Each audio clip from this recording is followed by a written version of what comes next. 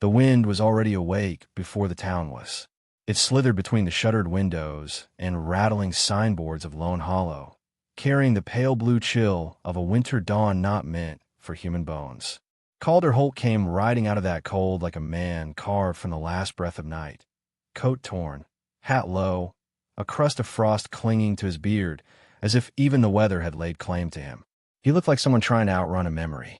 And in a place like Lone Hollow, where gossip had longer legs than mercy, a man who looked hunted was an invitation. The first pair of eyes to meet his were narrowed with suspicion. The second pair recognized him from a rumor. The third pair, belonging to Elias Finch the storekeeper, lit up with the joy of fresh mischief. Calder felt all of them like needles under his skin. He only asked for two things: a place to sit and a cup of something warm. He received neither. Drifters bring trouble, someone muttered from a porch. Or run from it, another added. Calder didn't lift his head. Shame had a weight, and he'd been carrying it too long to bother arguing with strangers. But he felt it, that swell of rejection, thick as storm clouds. He had been judged before people even knew the shape of his voice. Sheriff Avery Griggs appeared through the lifting mist, coat flapping, boots confident on the frozen earth. He studied Calder with a look a man reserved for livestock he wasn't sure he wanted to buy. "Heard tell you were run out of Silver Point," Griggs said. "Cheatin' cards, pickin' fights." Calder exhaled once, slow, the way a man does when he's been accused so many times that the lie starts to sound like a part of him. "None of that's true," he said quietly. "I'm just looking for work. And warmth." Elias Finch leaned closer to the sheriff. "He ain't good for our town, Avery. Mark my words." Calder knew then that Lone Hollow wasn't offering him anything, not even the chance to explain. Something in the sheriff's eyes shifted, a decision made not by law, but by convenience. "Winter's too long to keep ruffians in jail," Sheriff Griggs said loudly to the gathered crowd. But maybe a little lesson in civility would do him right. Calder stiffened. He did not like the direction of that voice. Griggs pointed his thumb toward the silent stretch of woods beyond the last barn. "Take him to Marybelle Crane's cabin." Laughter flickered around him like sparks from a dry log. Someone snickered, the old maid finally getting herself company. Calder felt the humiliation rise hot in his chest. He didn't know who Marybelle Crane was, but the way the town spoke her name made it clear she was someone they enjoyed hurting. And now, by the sheriff's decree, he was being tossed into whatever loneliness they had built around her. They walked him out of town like a man, being escorted to his own foolishness. The snow deepened along the path, swallowing their boots, but Sheriff Griggs didn't slow. Calder followed because resisting would mean the barrel of a gun or the mocking cheer of the crowd. By the time they reached the cabin, a small timber structure crouched beneath a stand of bare trees. Calder's breath curled like smoke from a dying fire. Marybelle Crane opened her door with the softness of someone who lived quietly enough to hear her own heartbeat. She was fuller-bodied, warm-skinned, with gentle eyes that widened in confusion the moment she saw a line of men outside her home. "Sheriff," she whispered, voice carrying both fear and the politeness beaten into her by years of judgment. "Marybelle, you're going to house this man through winter," Griggs announced. "Teach him manners. Keep him out of trouble." Her face colored. Calder saw the embarrassment bloom like a bruise. I didn't ask for her. No one's a skin you," Elias Finch said with a grin. "Man needs taming. You're all we got." Her eyes flicked to Calder, scared for herself, scared for him, scared of what the town would say. He understood the look too well. Shame recognized shame. Calder shook his head. "Sheriff, I can sleep in the barn or—" "No," Griggs cut in. "You stay here. Door locked every night till spring thaw. Should keep you from wandering." He pushed Calder through the doorway, already turning the key in the outside lock. The sound of that lock clicking shut felt like a sentence. Inside, the cabin was small but warm. A single room lit by firelight. Herbs hanging above the window. A kettle steaming faintly. A bed on one side, a narrow woven rug, shelves stacked with jars. Soft things. Kind things. Marybelle stepped back from him, as though expecting harm. Calder kept his hands visible, voice low. "I ain't here by choice, ma'am." She swallowed hard. "Neither am I." The silence that followed was thick enough to touch. Calder removed his hat slowly, unsure where to put himself. The cabin felt too intimate, too personal, to intrude on. "I'll sleep on the floor," he said. You don't have. It's fine. He laid his coat down near the hearth, feeling her cautious eyes on him. She moved quietly, like a woman used to making herself small. When she set a bowl of stew near him, she did not look at his face. Eat if you're hungry, she murmured. Small act of grace. It softened something in him. For days, they lived like two ghosts sharing the same walls. Calder rose early, splitting firewood outside to earn his keep. Marybelle brewed tea, her movements gentle and deliberate. They exchanged few words, only necessities. Still, small gestures kept threading between them. Calder noticed she fixed a tear in his coat sleeve one morning. Marybelle found her stacked wood pile larger than she remembered. He cleared snow from her walkway without being asked. She left an extra biscuit beside his bowl. Their silences started losing their sharp edges. One night, a snowstorm slammed into the cabin, so fiercely the windows trembled. Calder, seeing the fear flicker across Marybelle's face, pulled another log for the fire and sat closer, not touching, but near enough to offer steadiness. You don't have to be afraid, he said softly. Her eyes glimmered in the firelight. I'm not afraid of storms. I'm afraid of being trapped with someone who hates being here. His chest tightened. I don't hate being here. She stared at him, hearing more than he meant to reveal. The storm raged on. The fire burned low. Their shadows leaned toward each other across the wall. As the night grew deeper, their paths rose like ghosts. Marybelle spoke first, voice trembling. I once loved a man, she said, threading her fingers together. He married my sister instead. Said I was too slow and plain. That a woman like me would never be chosen. Calder's breath grew still. Her eyes glassed over. People here think of me as a burden, an oddity, something to mock. Calder didn't look away. You ain't any of those things. She blinked at the sincerity in his voice. Then his own truth tumbled out quietly. I was blamed for a robbery I didn't commit in Silver Point. Men I thought were friends set me up. I ran before they could hang the crime on my neck. She whispered, You ran alone? Been alone most of my life. The quiet that followed felt different. Less like emptiness, more like understanding making space for itself. Days turned into motions that felt almost like a rhythm between them. Calder repaired the roof beam during a thaw, holding the ladder while Marybelle steadied the plank. She gently wrapped his frostbitten hand after he fetched water from a half-frozen creek. When she hummed while cooking, he found himself listening instead of retreating. Then came the night of the lantern. Marybelle dropped it while reaching for a jar, the glass shattering across the floor. A shard sliced deep in her palm. She gasped, blood blooming in her hand. Calder rushed toward her without thinking. Winter began to loosen its fingers from the land, though the air still carried the taste of cold iron. The light changed first, turning softer, almost hopeful, as if the sun itself were tiptoeing back across the prairie. Calder noticed it one morning when he awoke to the hush of Marybelle humming as she kneaded dough, her sleeves rolled up, her face warmed by the fire's glow. He watched her longer than he meant to. There was a steadiness in her movements, a gentle certainty, as if her hands had learned long ago how to quiet storms before anyone else could hear them coming. Calder found himself moving slower that morning, listening to the rhythm of her breath, feeling the strange comfort of belonging to a space that wasn't his, and yet somehow felt like it always had been. He tried to hide the softness growing in him, but it found its way into every small moment. The way he handed her a cup, the way he lingered near the hearth when she was near, the way his laughter began returning in quiet echoes. But spring meant something else too. Spring meant freedom. Spring meant leaving. The thought lodged in him like a stone he couldn't swallow. Back in town, whispers grew like weeds after rain.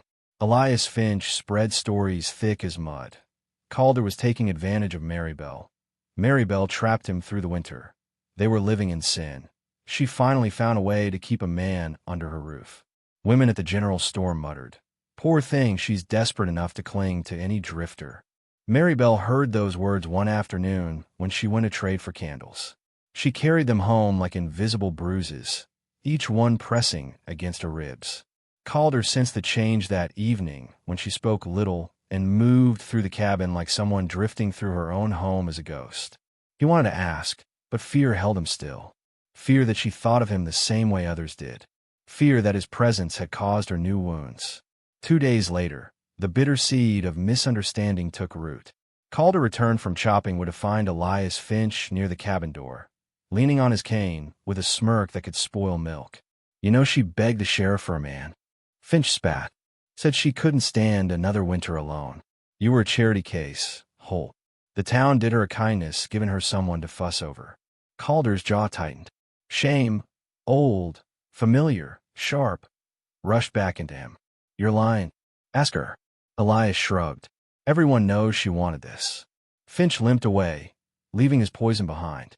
When Calder stepped inside, something brittle had already broken inside him. Marybelle turned from the stove, a hopeful smile ready to rise, until she saw his stiff posture, his guarded eyes. Is something wrong? She asked softly. He walked past her, muttering, everything's fine. That night, he slept farther from the fire. The next morning, he avoided her eyes. By evening, a coldness settled between them heavier than any winter storm. Marybelle did not understand what she had done. She only felt the old ache of being too much, not enough, always the wrong kind of woman. The cabin that once felt warm now felt like a punishment. But the true storm was still waiting. 3 days later, as wind swept through the thinning snowbanks, 2 riders crested the hill toward the cabin. Rough-faced men with eyes like tarnished metal. Calder recognized them instantly. The ones who framed him. The ones who left him for dead. Their horses halted hard at the door.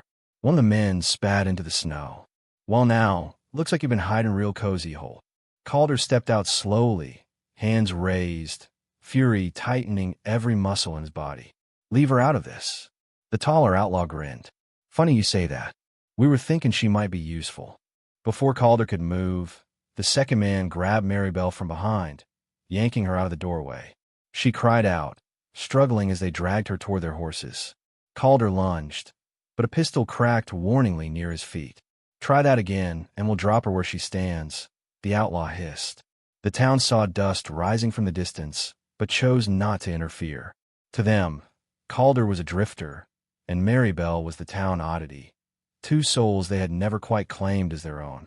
The outlaws forced Marybelle onto a horse and rode off toward the frozen creek, leaving Calder with nothing but a heartbeat full of panic. For the first time in years, his fear wasn't for himself. He ran, barefoot, breath burning, snow slicing at his skin like needles. The prints of the horses were deep and wild, leading him through the thin trees and down toward the shadowed creek where the ice glimmered faintly like a cruel mirror. When he reached the clearing, his lungs nearly tore.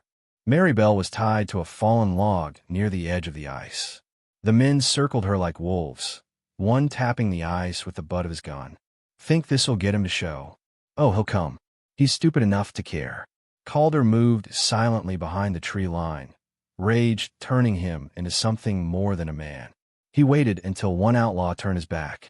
Then he struck. A sharp branch became a weapon in his hand. He slammed it into the first outlaw's shoulder, sending him sprawling into the snow.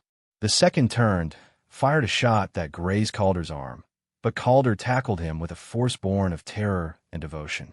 They wrestled on the ice, bodies slipping, fists flying. The surface cracked under their weight, thin lines spiderwebbing out like warning breaths. Calder, Marybelle screamed, trying to break loose from her bindings. One outlaw kicked Calder hard, knocking the air from his chest. The ice beneath him groaned like an animal in pain. Marybelle saw the crack widening. Move, she cried. Calder, move.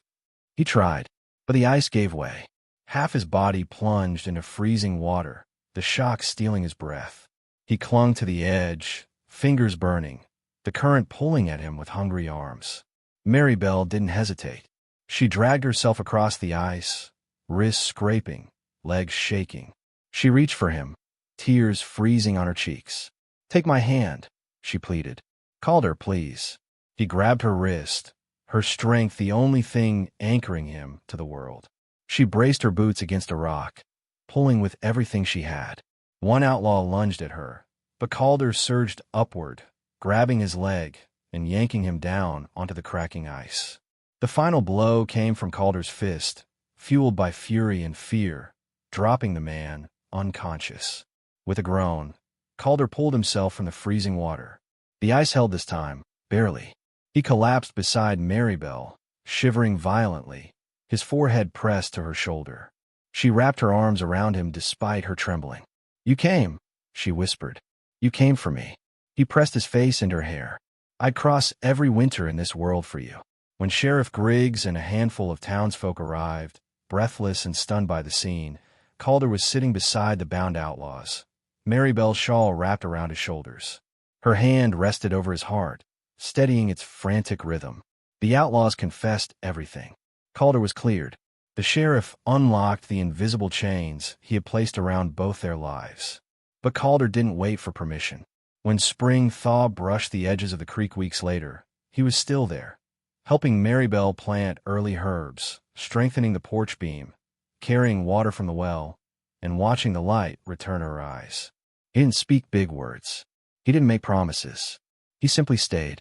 And Maribel, who had lived a lifetime believing she was unchosen, found a hand resting in hers one morning as they watched the snow melt from the mountains. When she looked at him with quiet question, he answered with quiet truth. "I never wanted to leave." The town whispered again, of course, some judging, some curious, some unexpectedly gentle. But Calder stood beside her, unashamed. Their home was small, warm, and built from the slow miracles that only winter can shape. And before the season fully turned, something else bloomed in that cabin, a peace both of them had spent their whole lives searching for. In the years to come, people spoke of that winter as if it were a story the land itself wanted to remember. And if you listen close, if you let silence stretch long enough to hear the things your heart has been holding, you might hear this truth too. Sometimes the world locks two broken souls together, thinking it's punishment. But grace has its own plans. If life has ever told you that you're unworthy, unwanted, too plain, too quiet, too scarred, remember this. The right heart will see your hidden light. The right soul will not fear your softness. And when that connection finally finds you, winter ends. "Let me see." She hesitated, ashamed of needing help. But he gently took her wrist, thumb brushing her skin as he examined the cut. The closeness startled them both. He cleaned the wound slowly, bandaging her with a tenderness almost reverent. Maribel's breath caught. "You're kind." He didn't look up. "You deserve kindness." Something warmed between them. Not passion, not yet, but a soft heat that felt like the first sign of spring beneath snow. His hands lingered a moment too long. Her eyes held his with a quiet courage she hadn't shown before. When he stepped back, the cabin felt changed. Larger, softer, as if the winter outside had finally loosened its grip. And though neither said a word about what passed between them, both felt the shift like a heartbeat shared. Some winters bury people. Others bring them back to life.